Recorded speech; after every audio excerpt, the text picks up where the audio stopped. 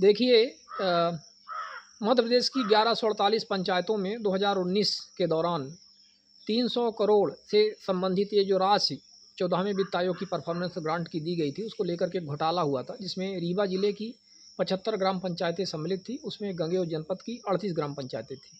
गंगेय जनपद की 38 ग्राम पंचायतों को लेकर के एक शिकायत की गई थी, जिस पर जांच हुई थी और कलेक्टर और कमिश्नर दोनों की जांच में दोषी पाए गए थे।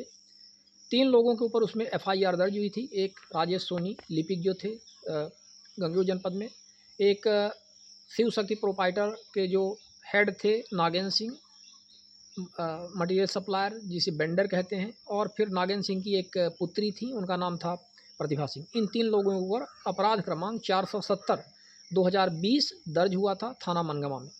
जब ये मामला हाई कोर्ट पहुंचा, हाई कोर्ट ने रिपोर्ट तलब की, तो जो तत्कालीन एडिशनल सीईओ AB खरे थे, जिन्होंने इसमें जांच भी की थी, और जिला पंचायत में रीवा में, और साथ में SDOP मनगमा जो तत्कालीन श्री कृपाशंकर द्विवेदी थे, इनके द्वारा गलत जानकारी, गलत एफिडेविट, गलत हलफनामा दिया जाकर हाई कोर्ट को गुमराह किया गया था, जिसके आधार पर जो तत्कालीन और अब वो रिटायर्ड हो चुकी हैं श्रीमती नंदिता दुबे जो जस्टिस थी, उन्होंने इनकी पिटीशन को इनफ्रक्चुअस करके डिसमिस कर दिया था, और जो आरोपी गण थे उनको राहत मिल गई थी।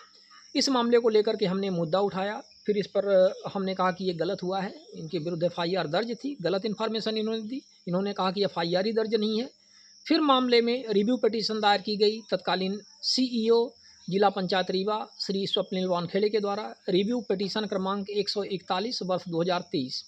उसी समय राजेश सोनी के द्वारा भी एक रिव्यू पिटीशन दायर की गई थी 63/2023। 63/2023 को अब राजेश सोनी ने वापस ले लिया है, क्योंकि पता चल गया है कि उसमें उनको कुछ हासिल होने वाला नहीं है। और 141 जो रिव्यू पिटीशन थी 2023 की, उसमें अभी हाल ही में जस्टिस श्री विशाल मिश्रा के द्वारा एक आदेश दिया गया है, और ये पूछा गया है कि SDOP मनगमा श्री कृपाशंकर द्विवेदी के द्वारा जो गलत जानकारी, गलत हलफनामा प्रस्तुत किया गया था, उस पर शासन के द्वारा क्या कार्यवाही इनके विरुद्ध हुई है।